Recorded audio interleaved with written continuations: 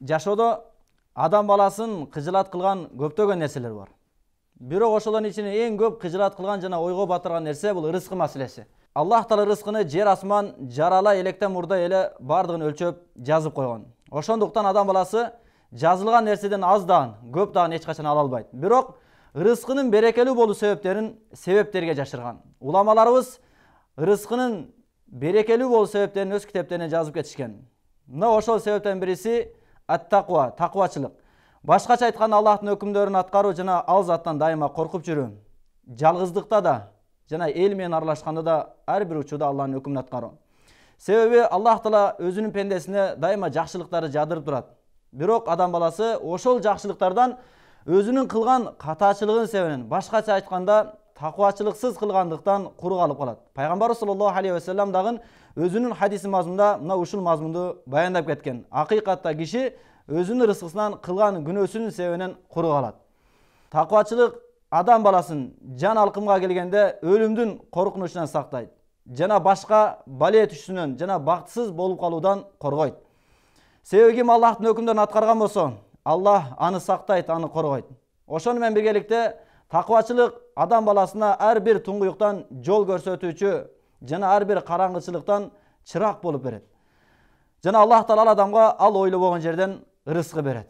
Аллах Таала жогоруда айтылган нерселерди өзүнүн ыйык Кур'ан-ы Каримде дагы вада берип мындай деп айткан: "Ва ма яттакиллаха яж'ал лаху махраджа ва ярзукху мин хайсу ла яхтасиб."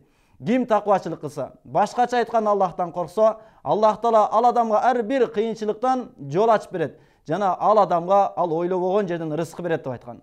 Абу Зар радияллаху айтат, пайгамбар саллаллаху алейхи ва саллям ушул аятты кайра кайталап туруп мындай деп айтты: "О Абу Зар, эгерде адамдар ушул аятка амал кылышканда, алардын жашоосуна мына ушул аят өзү жетишчи болот." Сахабалардын ичинен Микдад радияллаху анху бир күнү өзүнүн муктаждыгын бүтүрүш үчүн ээн талага чыгат.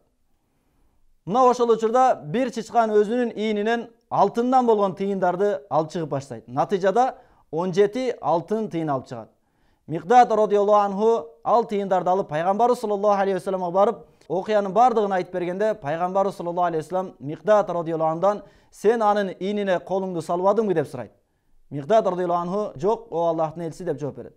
Пайгамбар саллаллаху алейхи ва саллям айтат: "Анда бул нерселер сага Аллах тараптан берилген белек, Аллах ага береке берсин" деп айтат. Пайгамбар саллаллаху алейхи ва саллямдын бул дуасынан улам Микдад радияллаху анхун ошол тыйындарына өтө көптөгөн берекелер берилген. Микдад радияллаху анху айтат: "Аллах Таала бизге ал тыйындарда ушунчалык береке койду, жада калса биз арпа будай салган идиштерге чейин толду." Аллах Таала Микдад радияллаху анхуга жана мындан башка көптөгөн сахабаларга алар ойлобогон жерден рызкы берген, алардын таквачылыгынын себебинен.